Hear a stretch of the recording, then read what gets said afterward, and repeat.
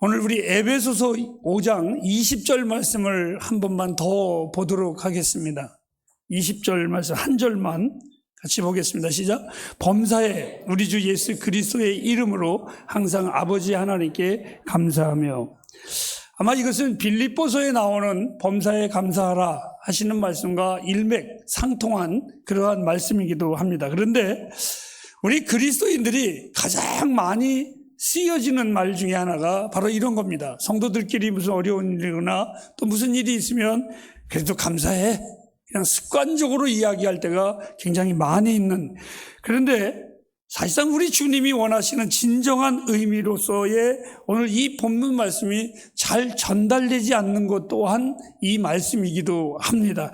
감사하라는데 뭘 감사해야 되는 건지 우리 그 앞절을 한번 보시기 바랍니다. 19절 말씀입니다. 시작. 시와 찬미와 신령한 노래들로 서로 화답하며 너의 마음으로 주께 노래하며 찬송하며 그리고 나서 범사에 감사하라, 이런 말씀이 나옵니다.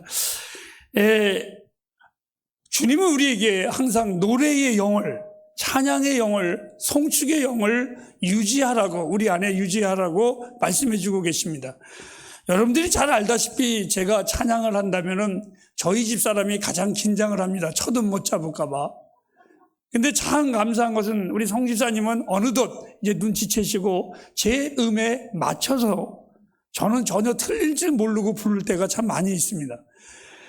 이 초보 찬양 못하는 것은 이거 어떻게 하겠습니까? 제가 이거 누구한테 탓할 수도 없고. 그런데 중요한 것은 찬양은 못하는데 저의 특징 중에 하나가 내가 늘 흥얼거리기를 잘합니다. 혼자 있거나 또 무엇을 하거나 누가 대화를 하다가도 그 사람의 대화 속에서도 나도 모르게 찬양이 불쑥 한 단어가 나올 때가 있습니다.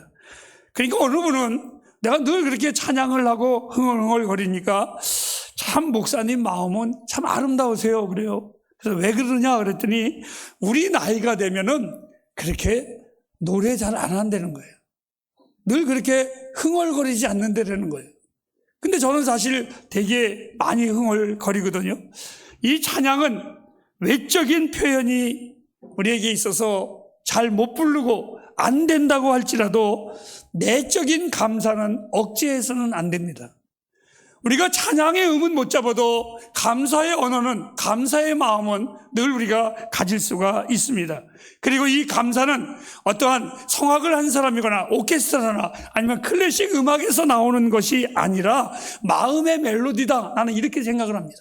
마음에 내가 정말 하나님께 감사하면 우리가 찬양이 나올 수밖에 없습니다. 그래서 감사는 가장 찬양의 정수입니다. 내가 찬양을 아무리 많이 해도 감사하지 않는 찬양은 그 의미가 없는 겁니다. 그런데 정말 그 안에 감사한 사람은 그 감사가 자기도 모르게 찬양으로 드러나게 돼 있습니다. 우리 이런 말 하잖아요. 즐거움은 뭐예요? 오늘 제가 아침에 오는데 우리 집사님이 오늘 바쁘대요. 그래서 왜 바쁜가 했더니 막 신나셨어요. 네. 어느 가수가 오는데 거기 오늘 참석하게 됐답니다. 얼마나 즐거워하시는지 몰라요. 그래서 속으로 표값은 얼마예요? 그러니까 되게 비싸대요. 아무튼 감사는 찬양의 정수이기도 여러분들 합니다. 하나님께 늘 감사하는 사람의 특징이 있습니다. 하나님께 늘 감사하는 사람이요, 부드러운 사람입니다. 완악한 사람은 감사할 수 없습니다. 오늘 바울이 이렇게 말을 합니다. 감사하라 이래놓고서 그 다음 구절에 21절에 뭐냐면 그리스도를 경외함으로 피차 복종하라. 여러분, 감사하는 사람은 부드럽기 때문에 피차 간에 화목을 이룬다는 겁니다. 그래서 오늘 성경에 보면 22절과 23절까지에 보면 감사하는 사람의 삶의 스타일이 나오는데 아내들이요, 남편들이요, 자녀들이요, 상전들이요, 종들이요 이러면서 삶의 지혜를, 그 질서를 쫙 이야기를 해주고 있습니다. 왜? 감사하지 않는 사람은 늘 불화하는 사람입니다.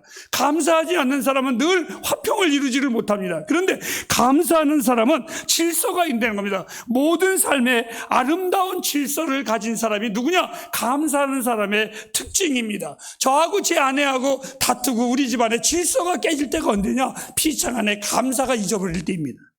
그런데 피차간에 감사하면 우리 집안은 질서를 정하지 않아도 아주 아름다운 질서가 됩니다. 여러분, 새들이 날아오르면서 노래하듯이 우리 그리스도인들은 하늘나라를 향해서 가는 동안에 주님을 늘 노래하는 자들이 되어야만 합니다. 제가 오늘 여러분들에게 이 하나의 강의 시기로 이 감사에 대하여 새로운 의미를 가지고 여러분에게 짧게 전해드리도록 하겠습니다. 그럼 제일 첫 번째로, 감사한다라는 것은 과연 무엇인가? 감사는 과연 무엇인가? 이런 거 다 아시잖아요. 감사는요, 그 무엇에 대한 표현입니다. 어떤 것에 대한 표현, 그게 바로 감사입니다. 여러 뭘 필요할까요? 우리 그리스도인들이 감사한다라는 것, 글쎄 무엇일까? 여러 말이 뭘 필요할까요? 구원받은 우리들, 주께서 우리를 향하여 행하신 일들을 우리가 보답한다라는 것은 사실 말한 우리가 얼마를 헌금을 내야 하나님 마음에 합당하겠습니까? 우리가 얼마를 더 충성해야 하나님이 그 기쁨에 우리가 다 보답할 수 있겠습니까? 우리가 드리는 감사는요, 하나님 나라의 최소한 것입니다. 제일 작은 것을 하나님 앞에 우리가 드리는 겁니다. 그런데 여러분, 우리가 머뭇거릴 필요가 없지 않습니까? 주께 감사하는 것, 우리가 어려운 거 아니잖아요. 지극히 당연한 겁니다. 하나님은 우리에게 호흡을 주셨습니다. 사랑하는 햇불가정 여러분, 멈출 때까지 감사하시기를 바랍니다. 찬양하시기를 바랍니다. 감사는요, 말을 잘하는 사람만이 하는 것이 아니라 성경에 보면 벙어리도 하나님께 감사했습니다. 감사는요, 어떤 소유물 많이 가진 자만이 하는 것이 아니라 성경에 보면 동전 2닙을 가진 불쌍한 아주 가련한 여인도 하나님 앞에 감사했습니다. 정직한 그리스도인이라면 누구도 감사할 수 있는 특권을 가지고 있습니다. 여러분들이 하나님의 사람이라면 여러분들은 늘 하나님 앞에 감사의 언어가 있기를 주님의 이름으로 축복합니다. 두 번째로, 그 감사는 언제 하느냐 이겁니다. 언제 감사하느냐? 오늘 성경에 보니까 범사에 항상이라는 말이 나옵니다. 우리는 간혹 이따금 감사할 때가 참 많이 있습니다. 그건 쉬운 겁니다. 일본에 제1교포 감사 할머니가 사셨습니다. 이 할머니는 모든 일에 감사하십니다. 길을 가다가 이웃집에 아가씨가 가게 가서 콩나물을 사오는 걸 보고도 아이고 감사하지, 맛있겠네. 또 이웃집에 누구를 보아도 아이고 감사하지, 오늘 자네를 만나서 참 감사하네, 감사하지. 모든 것을 그 할머니는 다른 사람들의 일을 볼 때마다 항상 감사했어요. 감사. 그래서 이 할머니의 이 별명이 감사 할머니예요. 그 할머니를 찾을 때마다 감사 할머니. 근데 어느 날 이 할머니가 먼 산에, 동산에 올라가서 밖을 보는데 그 친구들이 아이고 할머니, 감사 할머니, 아이고 저쪽에 불이 난 것 같으다. 근데 우리 동네에 불이 난 것 같으다. 이 할머니가 아이고 감사하지, 아이고 감사하지 그랬어요. 왜? 자기 집이 불이 안 났으니까. 그런데 그 놀이를 끝나고 집에 와서 보니까 자기 집이 불이 난 거예요. 이 할머니가 갑자기 남이 앞을 간샘트보라 이렇다. 여러분, 이 말이 무슨 말이냐면 우리가 습관적인 감사는 얼마든지 할 수 있어요. 남의 일에 감사할 수 있는 것 다 할 수 있어요. 남이 잘 될 때에 감사하는 것, 아니 내 삶이 잘 되고 내 삶의 열매가 맺히고 내 삶의 길이 열릴 때에 여러분 모든 것이 잘 될 때 우리는 얼마나 감사할 수 있겠습니까? 그건 누구나 다 감사할 수 있습니다. 그런데 여러분 하나님 앞에 오늘 이 성경에 항상 감사합니다 라고 하는 것은 오늘 이 감사 할머니와 같이 습관적인 감사, 우리가 말하는 그냥 감사해 라고 말하는 겉면의 말이 아니라 전혀 다른 의미입니다. 솔직히 말해서 우리는 항상 감사할 수 없습니다. 감사할 수 있으십니까, 여러분? 저는 여러분에게 설교하지만 범사에 감사해야 합니다. 저 자신도 못합니다. 저 자신도 범사에 감사할 수가 없습니다. 이것은 쉬운 말이 아닙니다. 그런데 오늘 이 성경에 보니까 항상 범사에, 그게 쉬운 일입니까? 나는 잘 못하겠어요. 정말 감사할 수가 없어요. 어찌 보면 나는 말로는 여러분에게 감사하라고 말을 하고 감사라고 설교하면서 오늘 성경에 보니까 모든 일에 항상, 그런데 제 자신 역시도 감사하지 못하는 사람 중에 한 사람입니다. 그런데요, 어느 분이 이런 위대한 말을 하대요. 진정한 고통 가운데 감사는, 따라합시다, 그 고통을 끝내는 겁니다. 할렐루야. 진정한, 여러분, 고통 가운데 내가 가장 어려울 때, 그 눈물 날 때, 포기할 때, 그때의 감사는 그 모든 어려움과 고통과 눈물을 끝장내는 것이라고 합니다. 욥은요, 그가 욥기 1장 21절 말씀에 이렇게 말했습니다. 다 같이 읽어볼까요? 가로되 내가 모태에서 적신이 나왔은즉 또한 적신이 그리로 돌아갈지라. 주신 자도 여호와여 취하신 자도 여호와니 여호와의 이름이. 그는 갑자기, 욥이 뭐 했습니까? 하나님 앞에 제사 드렸습니다. 예배했습니다. 그런데 갑자기 모든 것이 다 날아갔습니다. 많은 사람들이 네가 나쁜 일을 할 때에 날아갔다면 당연한 건데 예배할 때에 날아갔으니 이해할 수 없는, 저는 이 욥의 고난을 보고 뜻없는 고난이라고 합니다. 이유가 될 수 없는 정말 슬픈 고난이라고 말을 합니다. 그런데 이 욥이 이렇게 말합니다. 주신 자도 하나님이고 가져가신 자도 하나님이니 내가 할 수 있는 것은 그 하나님을 감사한다는 것 외에는 할 말이 없는 일. 여러분, 이 욥의 고난을 들었을 때에 하나님이 사탄에게 하는 말이 봤느냐라고 말을 했습니다. 오늘 또한 바울과 실라, 복음을 전하다가 그 고난과 감옥 속에, 그 토굴 속에 갇혔을 때에 그는 그 빌립보 감옥소에서 말을 했습니다. 오히려 밖에 있는 자들이 바울을 향하여 우리가 기도하니까 염려하지 말고 감사하고 계십시오, 이렇게 위로해야 되는데 오히려 감옥 속에 있었던 바울이 밖에 있는 우리들을 향하여 이렇게 말합니다. 항상 범사에 감사하라고, 항상 기뻐하라고, 항상 즐거워하라고. 여러분, 죽음도 주님을 송축하는 것을 멈추지 못하게 했습니다. 저는 이 고난 속에, 아픔 속에, 죽음 속에 감사하는 것, 이것은 그냥 감사가 아니라 진정한 그리스도인의 은혜라고 저는 생각을 합니다. 아플 때나 고난이 올 때에도, 기쁠 때에도 감사할 수 있는 은혜를 구하시기를 주님의 이름으로 축복합니다. 언제요? 범사에 항상 감사하십시오. 이제 세 번째입니다. 우리가 감사할 이유가 있습니다. 왜 감사해야 되느냐? 오늘 본문은 이렇게 말했습니다. 범사에 항상 우리 하나님께 감사하며, 우리에게 무슨 일이 일어나도 여러분에게 미리 좀 강하게 말합니다. 하나님께 감사하시기를 바랍니다. 왜요? 나를 위하여 십자가에 대속물로 죽으신 그 주님을 생각한다면 그리스도인들은 진정한 감사를 안 할 수가 없습니다. 내가 십자가를 통해서 구원받았구나, 이거 생각하면. 오늘 우리가 부른 찬송가 404장에 보면 이런 말이 있습니다. 바다를 먹물 삼고 하늘을 두루마리 삼아도 내가 받은 그 하나님의 사랑을 어떻게 다 기록할 수 있을까?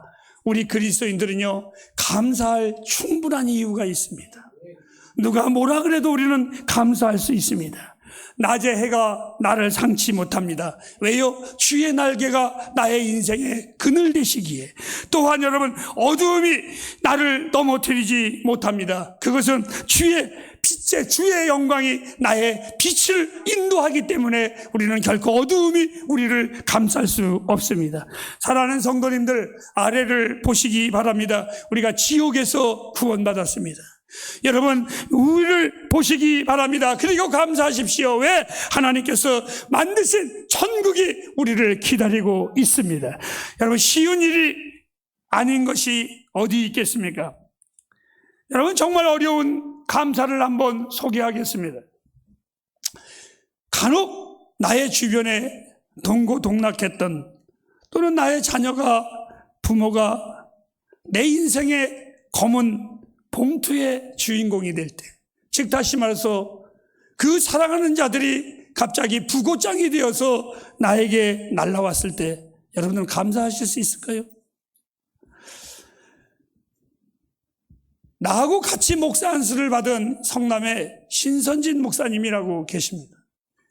근데 이 목사님이 13년 키운 외동딸이 주일날 예배를 마치고 오후 예배를 드리려고 하는데 그냥 의자에 앉아 있다가 잠이 들었는 줄 알았더니 죽었습니다.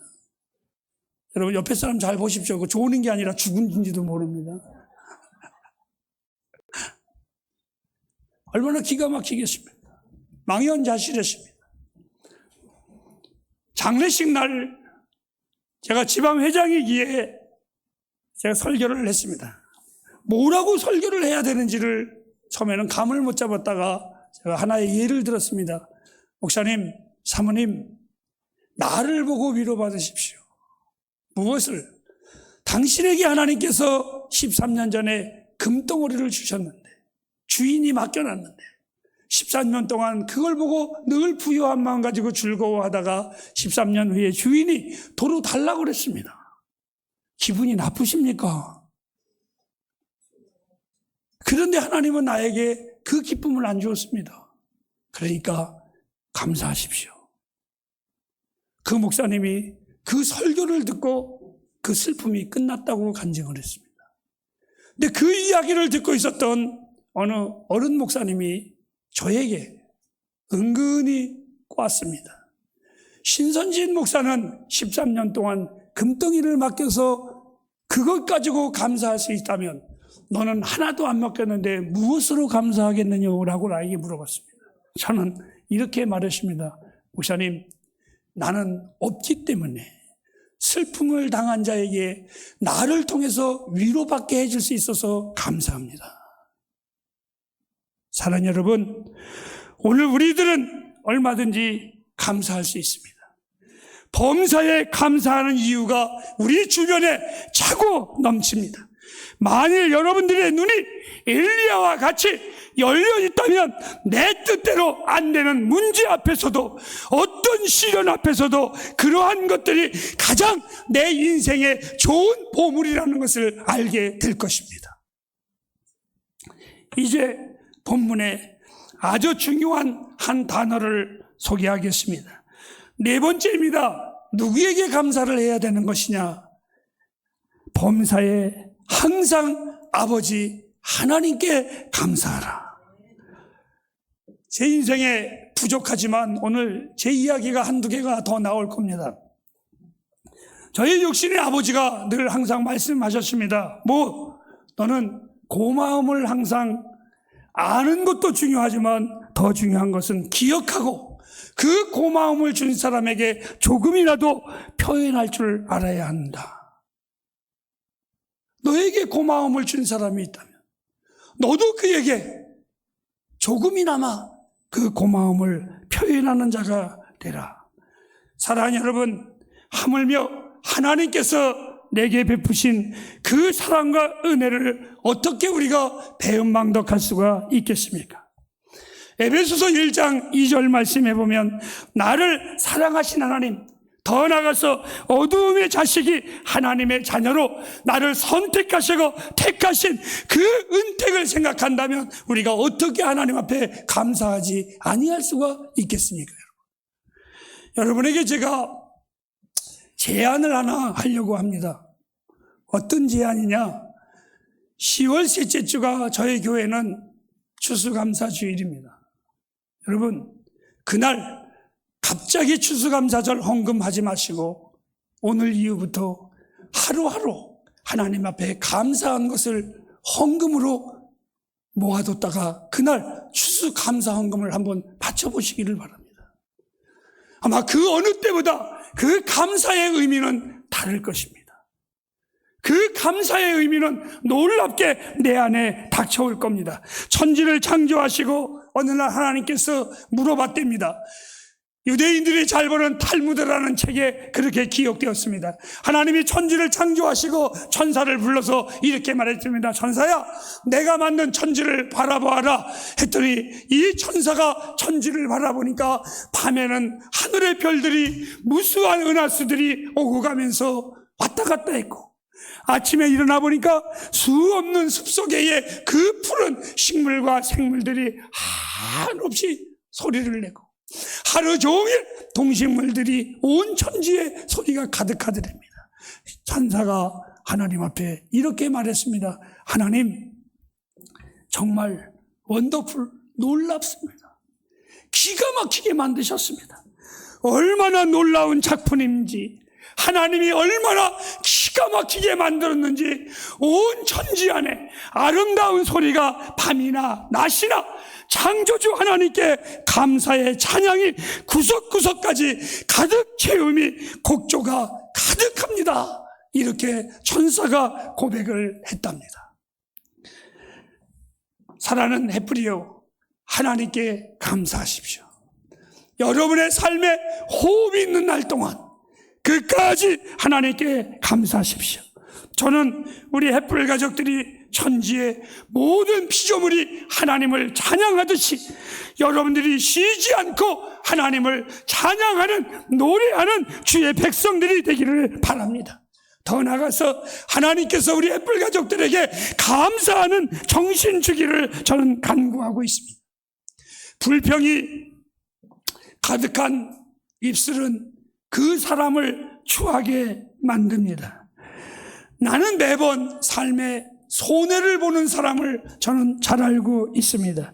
근데 그 사람의 특징이 있습니다. 뭐냐? 그 사람은 항상 입술이 부정적이고 이상한 말을 합니다. 그리고 한숨을 쉽니다. 여러분, 그 사람은 그렇게 살 수밖에 없어요. 그리스도인은 말하는 방법을 바꿔야 됩니다. 그리스도인은 생각하는 방법을 바꿔야만 합니다. 성경은 이렇게 말했습니다. 따라하실까요? 네 입으로 시인하는 대로 되리라. 믿습니까, 여러분? 여러분, 우리 그리스도인들은 입술이 언제나 감사의 입술이 되어야만 합니다. 이제 끝으로 5번째로, 하나님이 우리의 간구를 들어주시는 이유가 있습니다. 여러분, 사진을 한번 보실까요? 이게 63년 전에 저희 가족 사진입니다. 뒤에 저희 아버지, 엄마, 품에 안은 아들이 저 3살 때랍니다. 그 옆에 똘망똘망한 여자아이가 저희 누님이 중학교 입학하기 직전이랍니다. 그리고 죽은 저의 둘째 형이 있습니다. 이번 추석 때 저희 누나가 이 사진을 딱 한 장 가지고 있는데 나에게 보내주면서 이렇게 말을 했습니다. 용환아, 내가 얼마나 이뻤던지 너같이 우리 가족의 사랑을 받은 사람이 없단다. 그러면서 웃으면서 하는 말이, 엄마 아빠에게 무엇을 달랠 때마다 엄마 아빠가 사랑하는 너에게 항상 시켰댄다. 용환아, 네가 달라고 그래. 용환아, 네가 달라고 그래. 형도 누나도 늘 그렇게 저를 핑계를 삼았답니다. 그러면 거의 아버지 어머니가 들어주셨답니다. 거의 들어주셨답니다. 사랑하니까. 사랑하는 여러분, 우리 주 예수 그리스도의 이름으로 해야 합니다. 이분은 나의 중보자이시고 나의 구원자이시고 하나님이 너무너무나 사랑하는 당신 자신이십니다. 이 주님의 이름으로 우리가 구할 때에 하나님은 들어주실 수밖에 없습니다. 또 하나의 사진을 보시기 바랍니다. 하나님의 거룩한 성소, 지성소 안에 있는 하나님의 정말 놀라운 성소의 제단입니다. 양쪽에 4개의 뿔이 있는데 이 뿔을 보고 우리는 희생제단이라고 합니다. 아무리 죄가 있고 아무리 악한 자라도 마지막 성소에 들어가 이 제단의 뿔을 잡고 있으면, 이 피 묻은 뿔을 잡고 있으면 그는 살았습니다. 여러분, 이 제단의 뿔이 바로 예수 그리스도의 위대한 십자가의 보혈의 뿔입니다. 이 뿔을 붙잡으십시오. 이 뿔을 붙잡는 자는 결코 멸망하지 않습니다. 주의 이름으로 감사하는 자에게 성경은 감사가 더 넘치게 하신다고 했습니다. 이제 에베소서를 마치겠습니다. 여러분, 에베소서의 그 강력한 복, 그 풍성한 복을 여러분들은 경험하게 될 것입니다. 어떤 자에게 항상 범사에 감사하는 자에게 하나님은 에베소서의 그 풍성한 복을 반드시 허락하시고 우리 햇불 가족들이 경험하는 여러분들이 되기를 주님의 이름으로 축복합니다. 기도하겠습니다.